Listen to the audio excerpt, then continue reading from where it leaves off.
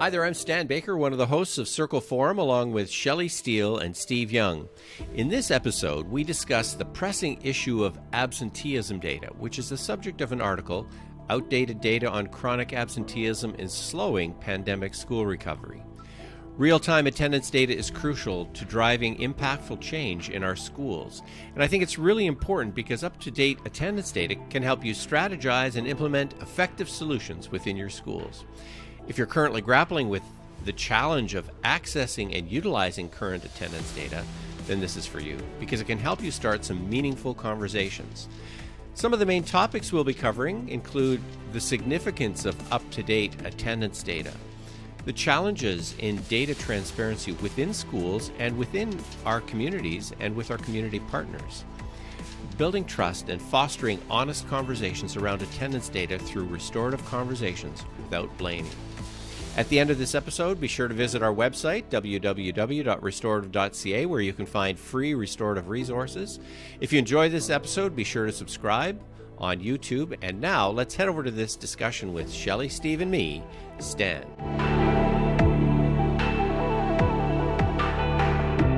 Let's talk about data. You say data, I say data. There's an article that just came across, too, about data and how the fact that the attendance data is not current is actually impeding the recovery from COVID in schools. Yeah, data is an important thing.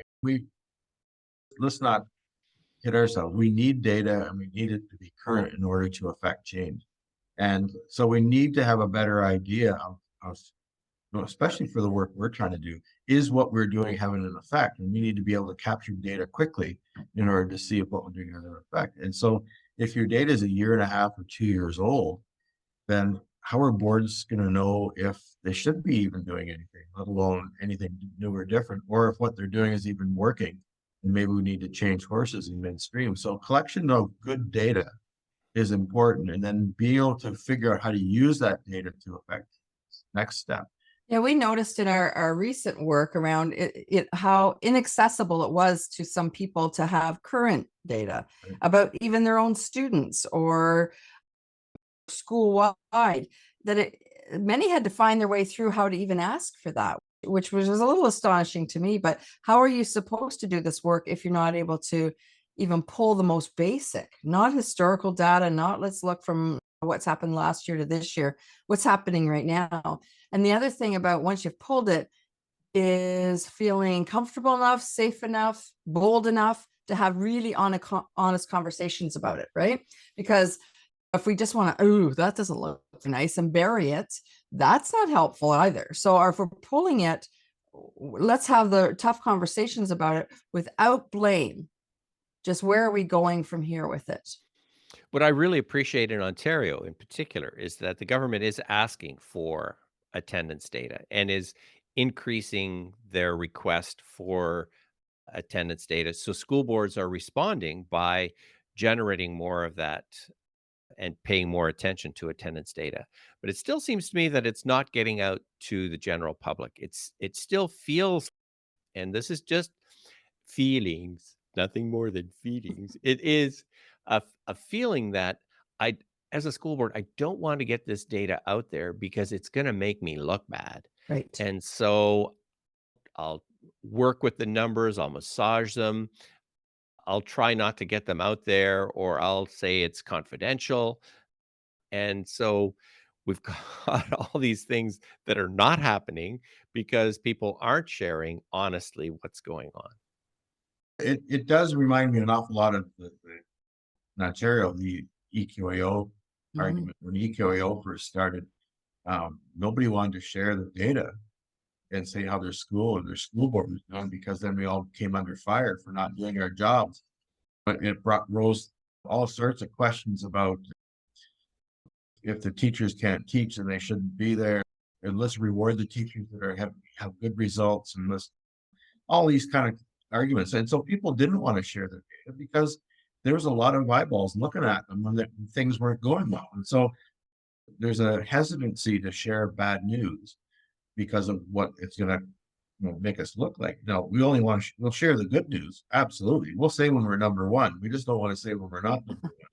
And so you're right. And I think People are going to hold off. To Shelley's point earlier, when we worked with some of our schools, how they were just amazed that they couldn't get the data that they needed to make decisions. We don't know if this is working because we can't track whether that kid's coming to school. Well, I wonder sometimes if we don't take too much responsibility on as schools and school boards, that like this is because we're owning this as our problem when it's really not all our problem. Like there's a lot of things going on. Like COVID wasn't our fault, right? COVID was something we had to respond to. So that's one thing. The other is it there's a general sense that look, COVID is something in the past.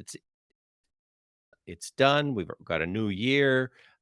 We got 2 years under our belt now without COVID, so to speak, even though there's some variants coming back up again. And let's just get back to pre-COVID normal. And it's study after study that's saying, folks, stop, take a look at the data. It is still an issue. It's even more of an issue. And now we need to figure out ways to have conversations where we can be honest about the data. And what this article is saying, listen, is the delay in releasing the data that we have actually impeding our recovery from COVID, which I think is a fascinating question. I guess the other next question is who releases that data? If it was decided tomorrow, yes, we're going to be open and transparent about attendance data. Is that a school board issue? Is that a school issue? Is that a ministry issue? And we know that nothing goes quickly once it goes higher up into the bureaucracy. Maybe we just have to get past all that silliness and just say, there's the data. Now we're seeing it today for the first time too. Okay, ask your questions and we'll see if we can come up with some answers, not try and have it all figured out before we even let people know what's going on. But to the point, when we did that work with those schools, it's interesting. The one principal that I was doing some one-to-one coaching with, he was able to look at the data of his My List, and he was tracking them, and he was making changes based on the data that he was seeing.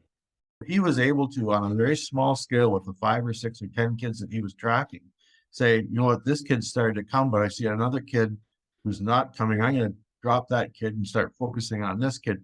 He was making decisions on his approach to dealing with these absent students who are chronically absent based on the data that he was able to pull, because he was the principal, he could pull it much easier. But it just showed me, if you've got real-time data, you can make some real quick decisions. Week by week, he was making decisions as to where he was going to focus his attentions on which kids. That's what I was going to say, where it's that you could start at your own. We don't need to wait. With the waiting and the bureaucracy does come money often in other directions, but that doesn't mean, we know many of the most powerful initiatives are grassroots ones. So that's what you're talking about, is just what can I do within my parameters, my power base, whatever you want to call it, to make some change. And with that comes intention. And that's what you were talking about with that principle. He intentionally was looking, and then he would switch based on that. So because it can feel overwhelming, many people will just, I can't. Whereas how can we chunk it so that we can make a shift? And then we develop some skills and approaches. And now we move on to another group of students that are starting to show that. And I think it's also figuring out what's going to make people listen to this as well. It's interesting because I think that since COVID and through COVID, we've lost more and more of our ability to be able to talk together without blaming others. And so there's been increased blaming and less actual conversation. And so to have a way of talking together that reduces the blaming and really starts talking and focusing on the impact, because it's a concern for parents, regardless of their political orientation, the future of their kids. And so if we can shift the conversation, we can start to change the mindset. And I think it starts one small conversation at a time. Are we being blaming in our conversation here? Well, Are we I blaming guess schools when we talk about this? I think there's lots of blame to go around. I don't know if we can blame the schools, because the schools will turn around and blame others. And the ministry, the boards will blame, the ministry will blame the parents, and everybody's blaming each other. I think to your point, Stanley, let's get all the data out and let's be transparent with it. And let's stop worrying about who's blaming who, and let's look at the data and say, what can we all do? I think we all have a part to play. It's not about blame. We all have a part to play. It's about accountability. Yeah. Yeah. And schools have a large part to play in it, and making kids feel welcome and developing those climates where kids feel that they want to be there at school. That's important, and that's what schools can do. It's the whole thing. Don't worry about what you can't do. Just worry about what you can do. To your point, as a school or as a teacher, what can we do? What do we have control over that we can do that will help this situation? And don't go home and lose sleep because kids aren't coming to school because parents aren't sending them. Make school welcoming. Make your classroom welcoming. Do the best you can to develop those relationships with families, and hopefully over time that will make it, because that's all you really can do. But everybody's got that role. It's not about blaming. And trust comes into that too. Just like when we talk about talking to students to share what's happening for them, whether that's a playground dispute or whatever it is, they need to trust what we're going to do with that information or that data. So the same thing, when we release our data, whether that's school level, whether that's board level, what is going to happen with that? Can I trust that it's going to be used to support student attendance? Or is it now going to be used in a way to blame or cast doubt on things? And I think people can agree this is a problem. And once they have the data, they'll certainly agree that, yes, this is a problem. What I think is hopeful is that restorative practices offers a process, a how-to for addressing situations which are not all that great looking. The numbers will not be looking all that great. Restorative practice offers a way to actually start to how to do this, that I think will really build those kind of conversations and those kinds of connections along the way.